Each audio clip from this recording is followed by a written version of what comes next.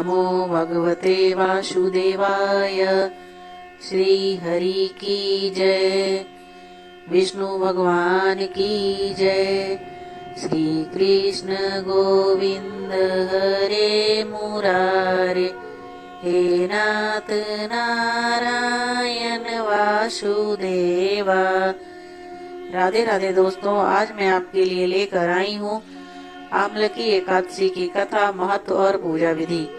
अगर आपको इसकी पूरी जानकारी चाहिए और इस कथा का पूरा फल प्राप्त करना है तो इस वीडियो के अंत तक बने रहें और पूरी कथा सुने। दोस्तों, धार्मिक ग्रंथों के अनुसार जो व्यक्ति सच्चे मन से आमलकी एकादशी का व्रत करता है उसे भगवान विष्णु की कृपा प्राप्त होती है। इस व्रत से जीवन में धन समृद्धि और सौभाग्य बढ़ता है। साथ ही यह व्रत पितृदोष निवारण के लिए भी बहुत शुभ माना जाता है।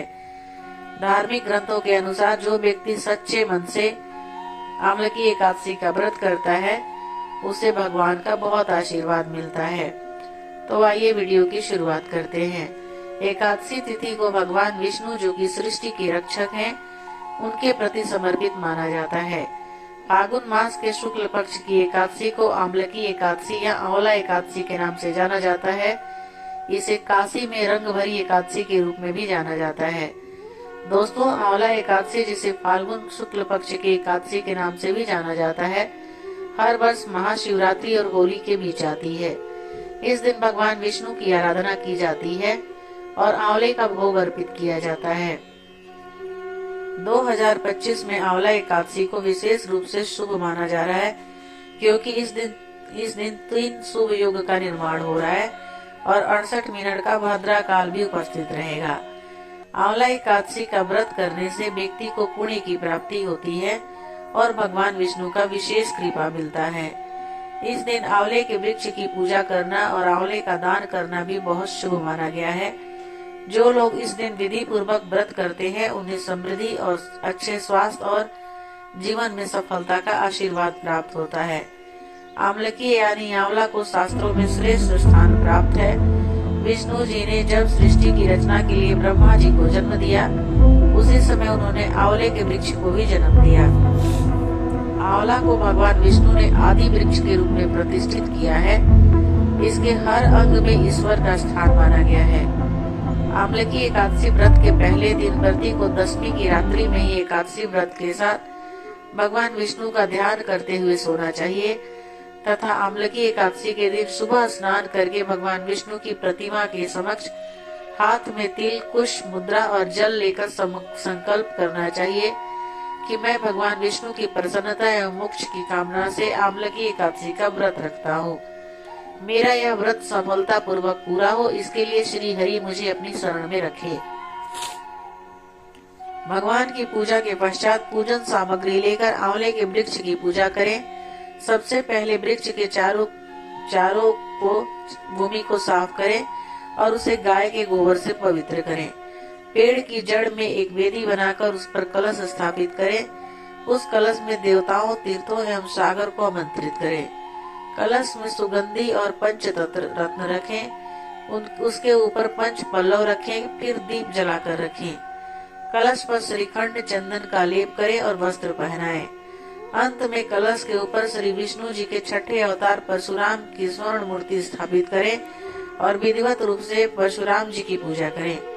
रात्रि में भगवान की कथा एवं भजन कीर्तन करते हुए प्रभु का स्मरण करें। द्वादशी के दिन सुबह ब्राह्मण को भोज करवाकर दक्षिणा दे, साथ ही परशुराम जी की मूर्ति सहित कलश ब्राह्मण जी को भेंट करें। इन क्रियाओं के पश्चात पारण करें और अन्न जल ग्रहण करें। भगवान विष्णु जी ने कहा है कि जो प्राणी स्वर्ग और मोक्ष प्राप्ति की कामना करते हैं उनके लिए फागुन शुक्ल पक्ष में जो पुष्य नक्षत्र में एकादशी आती है उस एकादशी का व्रत अत्यंत श्रेष्ठ है। इस एकादशी को आमलकी एकादशी के नाम से जाना जाता है। एक पौराणिक कथा के अनुसार एक बार राजा मंधाता ने महर्षि वशिष्ठ से कहा कि आप कोई ऐसी कथा सुनाएं जिनको सुनकर उनका कल्याण हो। इस पर महर्षि वशिष्ठ ने कहा कि आपको आमलकी एकादशी की व्रत कथा सुनाते हैं जो सभी पापों को नष्ट कर देती है और व्रती को 1000 गाय के दान के बराबर पुण्य फल मिलेगा। एक वैदिश नगर में राजा चैत्ररथ रहते थे। वह काफी पुण्यात्मा और धर्मपरायण थे। वह भगवान विष्णु के भक्त थे। उनके कारण उनकी प्रजा भी भगवान विष्णु की पूजा करती थी। सभी धर्म पुण्य में समय देते थे। यह व्रत फाल्गुन शुक्ल एकादशी रखा जाता है। एक बार इस तिथि पर सभी लोग व्रत थे। सभी ने मंदिर में पूजा पाठ किया, अम्लकी एकादशी की कथा सुनी और रात्रि जागरण किया। उस दौरान एक शिकारी भी वहाँ मौजूद था। उसने भी अम्लकी एकादशी की पूजा, व्रत, कथा के श्रवण और जागरण का पुण्य लाभ लिया। वह अगले दिन सुबह घर गया, वहाँ पर खाना खाकर सो गया। उस दिन ही उसका निधन हो गया। उस शिकारी का जन्म राजा विदुरथ के घर पुत्र के रूप में हुआ, जिसका नाम वसुरथ था। अम्लकी एकादशी व्रत की पूजा में शामिल होने और व्रत कथा सुनने के कारण उसे जो पुण्य फल प्राप्त हुआ था, उसके शुभ प्रभाव से वह राजा के पुत्र के रूप में पैदा हुआ। समय व्यतीत होने के साथ ही वह एक दिन राजा बन गया।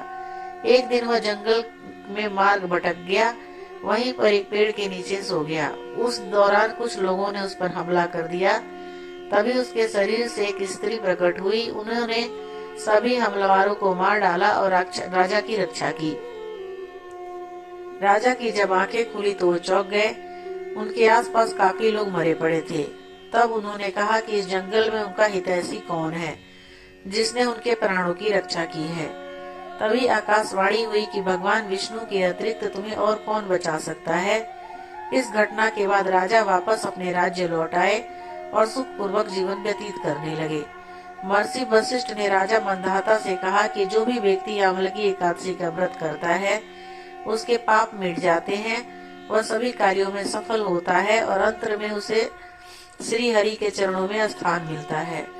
दोस्तों, इस बार अम्लकी एकादशी के दिन 3 शुभ योग बन रहे हैं। इस दिन स्वार्थ सिद्धि योग, शोभन योग और पुष्य नक्षत्र का संयोग बन रहा है।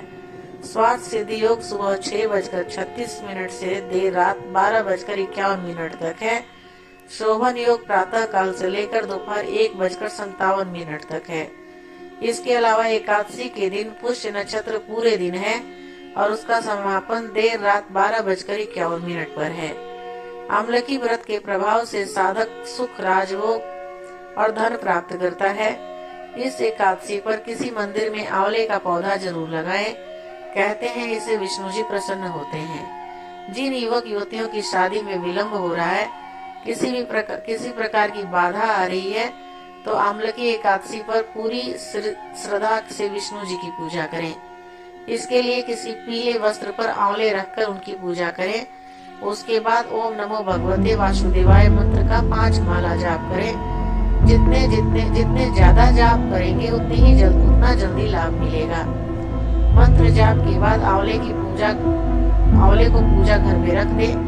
मान्यता है कि इससे शीघ्र विवाह के योग बनते हैं। अम्लकी एकादशी के दिन आंवले के पेड़ की पूजा करने से धन संपत्ति में वृद्धि होती है।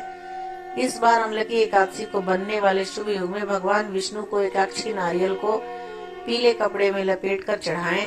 इससे व्यापार, निवेश और नौकरी प्राप्त करने में मदद मिल सकती है। अम्लकी एकादशी के दिन आंवला जरूर खाएं। इससे सेहत संबंधी परेशानियों से मुक्ति मिलेगी।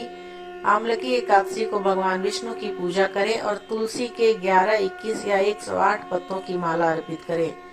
इस उपाय से सभी मनोकामनाएं पूरी हो जाएगी।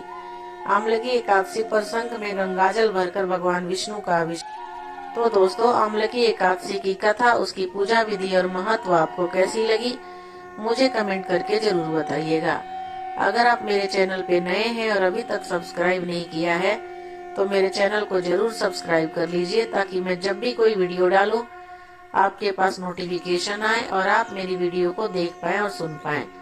और अगर आप मेरे चैनल को पहले से ही सब्सक्राइब कर लिए हैं, तो दोबारा सब्सक्राइब का बटन न दबाएं, नहीं तो आपका सब्सक्रिप्शन हट जाएगा। धन्यवाद।